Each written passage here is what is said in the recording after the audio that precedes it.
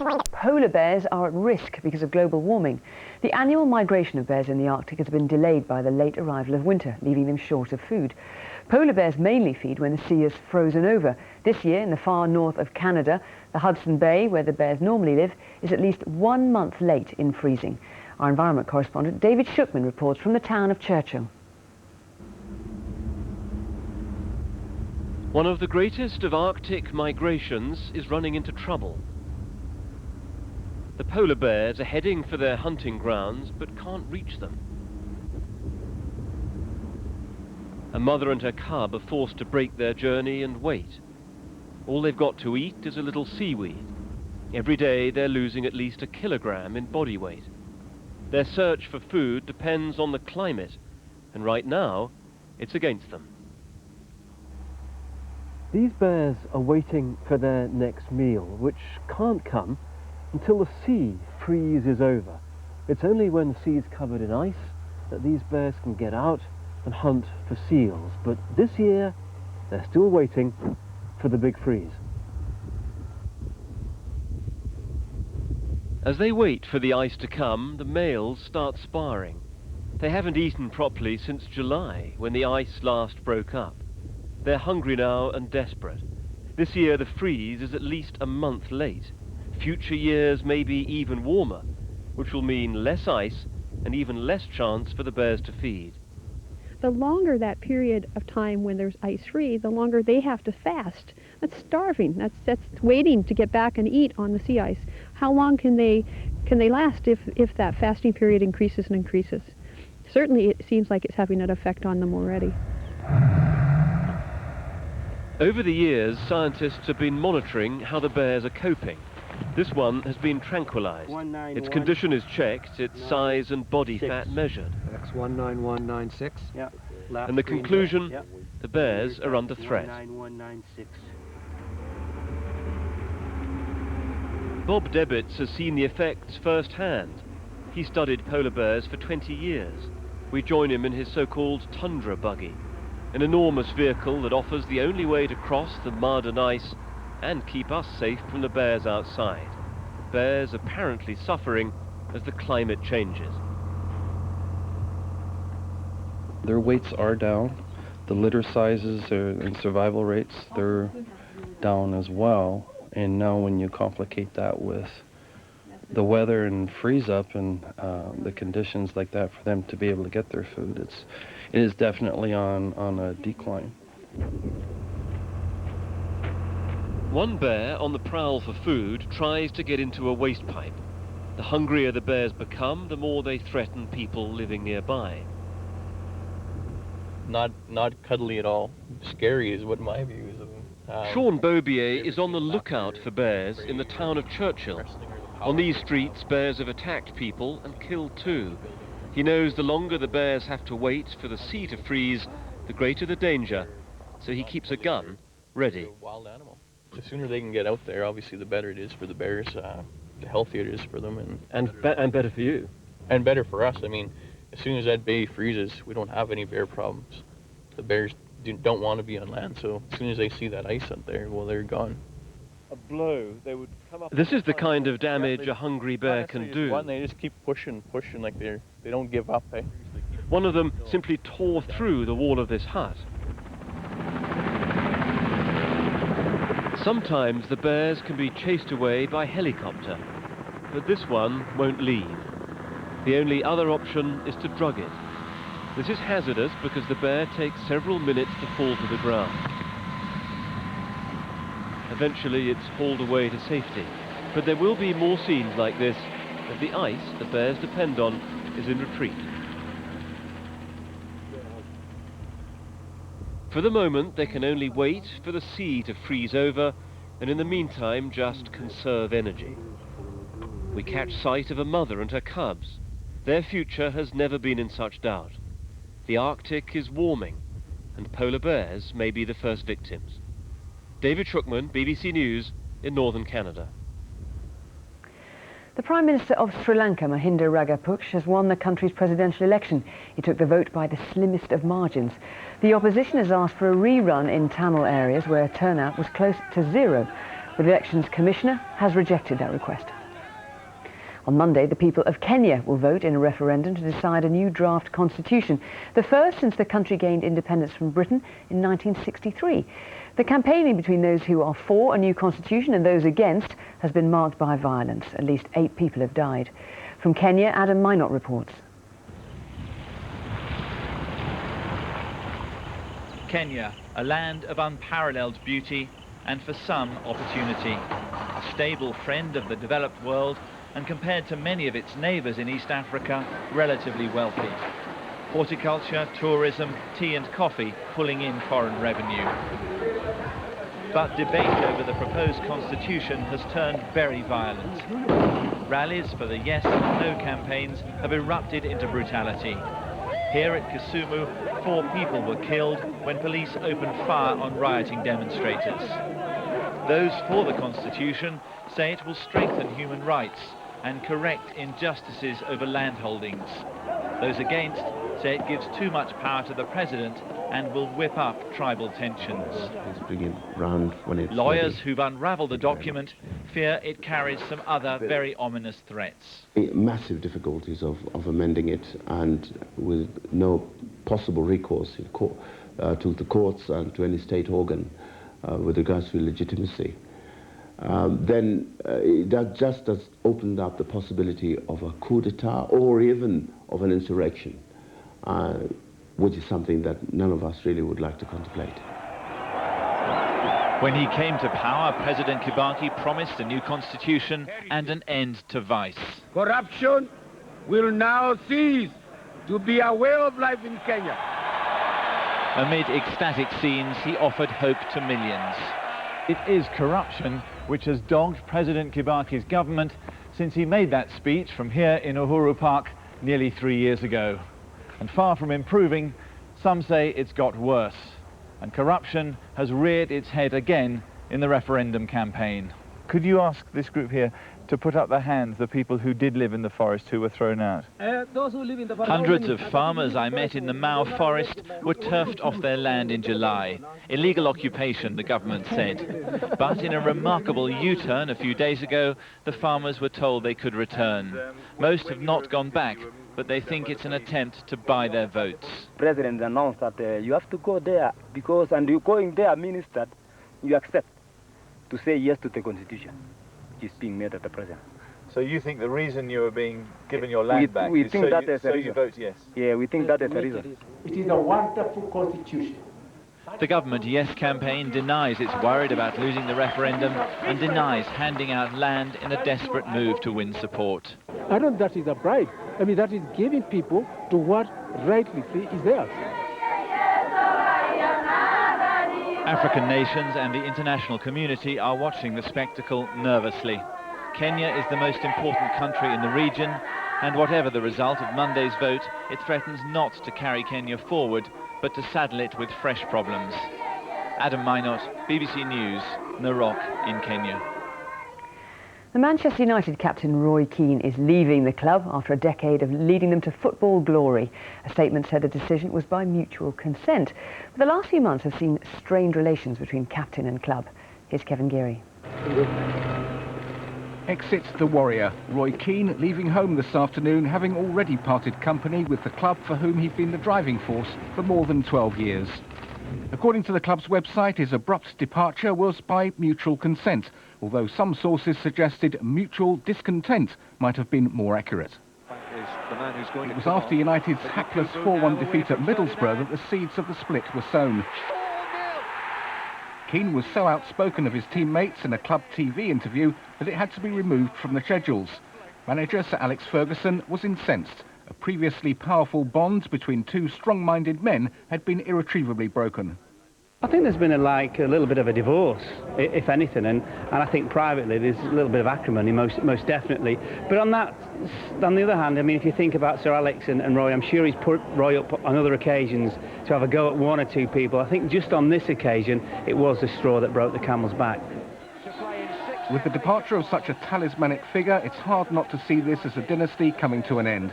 While Sir Alex remains the Old Trafford Emperor, Keane was his Crown Prince, his Commander-in-Chief.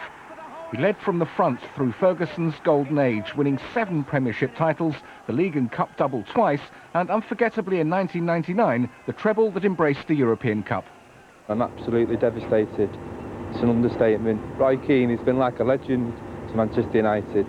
I'm absolutely gutted. He was my favourite player. You can't replace Roy Keane. And the United players know that best of all. The coach may still have a driver, but they've just lost theirs. Kevin Geary, BBC News. More now on our main story. A woman police officer has been shot dead and another wounded while attending the scene of a robbery in Bradford. While we've been on air, West Yorkshire Police has said the incident has shocked the force. Tonight our hearts go out to the families of the officers involved. We have lost a valued and loved colleague, and another has been seriously injured. And we must always remember that they were simply doing their job when they went to this call today. Well, let's talk to Kevin Bouquet, who's at the press conference. Kevin, much of the centre of Bradford is, of course, closed tonight as the manhunt goes on for the people responsible for this. What more can you tell us? Police activity going on here in Bradford tonight, Fiona. What we know officially is that part of the city centre remains cordoned off. It is eerily quiet there. There are house-to-house inquiries going on. There are forensic searches going on. We know also that the police are saying they've already had a huge response to their appeal for information. They're already following up leads. We've seen police cars dashing to and fro in the city centre since late afternoon. All of that we know on the record, as it were. I suspect, unofficially, an awful lot of officers have been called in on their days off and will be working throughout the whole weekend. This police station behind me is full of officers, uniformed officers, detectives. I suspect, and this is also unofficial, that they'll be out on the streets of Bradford tonight. They'll be in the pubs and clubs. They'll be speaking to every informer on their books to try to get some line on who these 3 men were who this afternoon in the centre of Bradford murdered 1 female probationer and seriously injured another. OK, Kevin, thanks very much indeed. And that's it from us on BBC News 24 tonight. More on the police hunt in Bradford city centre after those shootings. But here on BBC One, it's time to join our news teams across the UK. Bye-bye.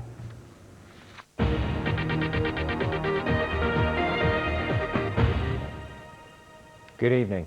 A Kent man who stabbed a burglar 4 times during a break-in at his home has been speaking for the first time about his experience. Chris Murray wasn't charged over the incident, which left burglar David Allen needing hospital treatment, although he did spend a night in police cells. This week, Allen was sentenced to 12 months in prison for burglary. Robin Gibson reports.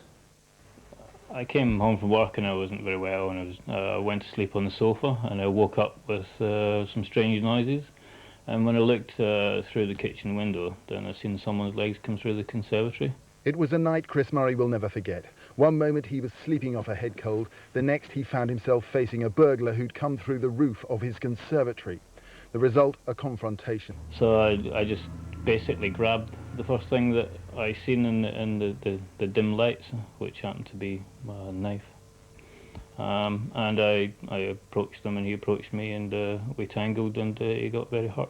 The burglar, David Allen, was taken to hospital but later charged. Chris Murray, too, found himself under investigation for grievous bodily harm and spent a night in the cells, although the case against him was dropped. As long as the justice was done and the proper courses were taken, which the courts have now shown that the system works.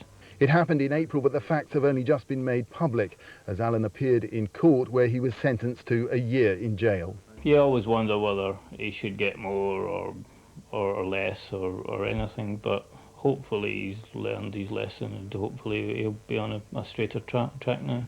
Mr. Murray says he has no idea whether he'd react the same again, but he says he would always protect himself and his property, although he has installed more locks to keep intruders away. Robin Gibson, BBC South East Today, Maidstone. A doctor responsible for the death of a father of 1 from Kent by missing basic signs of a severe infection has been told his fate secretly by the General Medical Council today.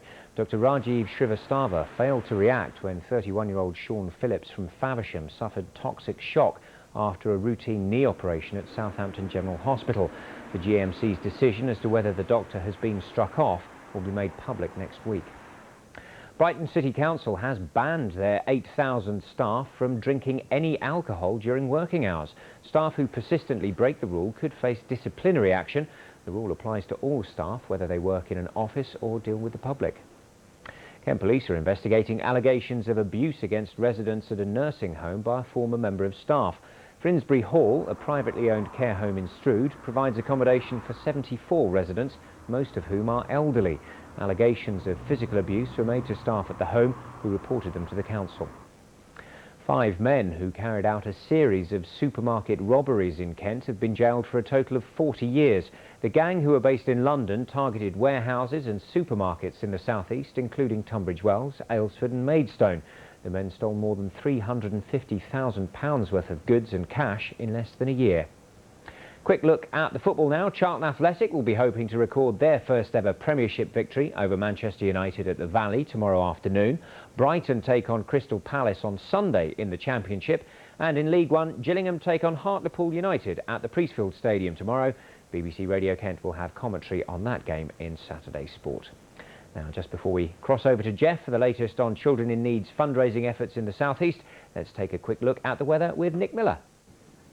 Hello, it's certainly been one of the coldest Children in Need days for some time, and the chilly weather will continue into the weekend, although not quite as cold as it's been over the past few days, and for most of us will be fine and dry. By the end of the night, where we saw -6, -7 last night, we're looking at -3, so still frosty, but just above freezing on the coastal strip. And a bit more cloud in the east and southeast, with a risk of a shower here. And indeed, through tomorrow, the risk just on that coastal fringe of a shower. But for most of us, long sunny spells, just as we've had over the past few days. Top temperature between 7 and 9 degrees in a light northeasterly breeze. For Sunday, little change, although there may be some fog slow to clear in the morning. And into next week, temperatures slowly returning into double figures. Have a good weekend. Now, people across the southeast have been fundraising and enjoying themselves in equal measure, all in aid of children in need, of course. And Jeff and Kerry have been at one large event at the Black Lion Leisure Centre this evening. Let's see how they're getting on. Thank you very much, Rob. Yes, you join us for the special Children in Need event here at the Black Lion Leisure Centre for the last time this evening.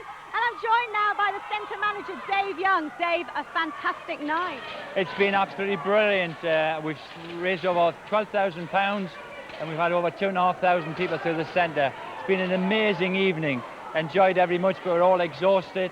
But it's been great to have you, and we'd love you to come back again next year. Well, thank you very much. We'll try our best. It's certainly been worthwhile. Thanks very much, Dave. Right, let's go and find out what Jeff's up to. Hello there. Hi, mate. It's been great, isn't it? It's been great, And yeah. Dave and his team done an absolutely fantastic job. Thank you very much. You've probably realised by now that it's just about wrapping up time here. But just over there, have a quick look over there. This is just about the final activity. It looks like men bashing bamboo around. It is, of course, a kendo exhibition. Last event of the evening, apart from what we're about to show you, which is Pudsey sweeping up and, of course, enjoying a conga with the children. Thanks to everyone who's been here. Thanks to everyone who's raised money. They've done a great job, haven't they? They have indeed, and I just want to say a big thank you to the car recovery man who saved my bacon and donated £20 to Children in Need tonight. But what you haven't said was you were daft enough to lock yourself out. Oh, I've told it now. It's all right. From us, it's goodbye. Thanks to everybody here. This is what it's all about. See you next year. Bye-bye.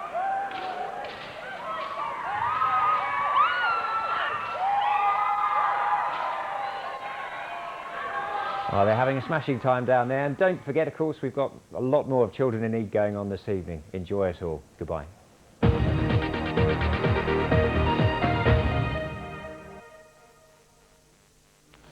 Good evening. If you're not enjoying the current cold spell of weather, then you're just going to have to grin and bear it. Staying chilly through the weekend, but the big compensation is that there'll be plenty more of that winter sunshine. Pretty much blue skies all the way on both Saturday and Sunday. It's starry skies out there at the moment, though. Temperatures already falling away. We've already got a frost in many areas, and we're already starting to see some mist and fog patches forming. They could be fairly problematic as well if we do see them, particularly across the West Midlands and down through the Welsh Marches. But a wider problem will be the frost, already, as I say, down to freezing as low as -4 or -5 by dawn. Not quite so cold, you'll notice, across Northern Ireland. Here a bit more cloud around through the night. That cloud's, as I say, helping to prevent a frost, but breaking up through the day, so we should see some sunshine. That cloud, though, pushing up into western parts of Scotland, so not quite as sunny here as it was through the day today.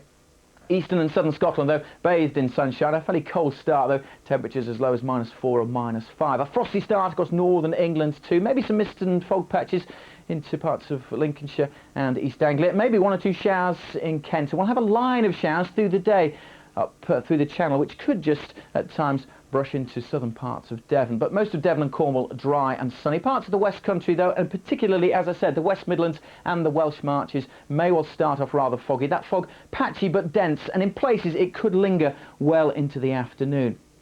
Now, we'll keep that to cloud in the far northwest of Scotland. We'll keep 1 or 2 showers along the south coast, but they're the exceptions to what is an otherwise sunny rule. And after a frosty start, temperatures lifting by the afternoon to about 6 to 9 degrees. Similar values to what we've seen over the last couple of days. But again, those temperatures tumbling quickly through Saturday evening. Another cold night tomorrow night. Any showers along the south coast, I think, tending to fizzle out. We could see some more mist and fog problems again for Sunday morning. And again, we will have that frost, especially for England, Wales and parts of Northern Ireland. Not quite so cold on Sunday morning across the far north of Scotland. Here a bit more cloud. That's a weak weather front, which will bring some drizzly rain at times, particularly to the Northern Isles. But elsewhere on Sunday, yes, we may have some mist and fog, but generally it's looking dry and it's looking sunny. Now, a big fat area of high pressure is keeping things fine and dry. Not much will change on Monday and Tuesday. Some frosty mornings, some fog patches, but generally staying dry, bright and sunny. That's all your weather from me. Good night. It's the one to watch. Who's this? I'm Peggy Mitchell. Are you a Cockney? Children in Need continues next on BBC One. We have liftoff. Next stop, the stars. Oh, he'll make somebody a lovely wife. Bloody girl. George Stevenson, please attend Gale. Go on, Rocket Man. Show your boosters. There's more to you than meets the eye. I don't know which way to go. Robson Green stars in Rocket Man. Sunday at 8 on BBC One. Now, you find any more of that, you have my full authority to take it. You understand?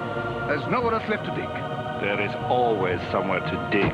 Egypt. Wherever he looks, he finds something. The search continues Sunday at 9 on BBC One. I can't believe this is actually going out on the air.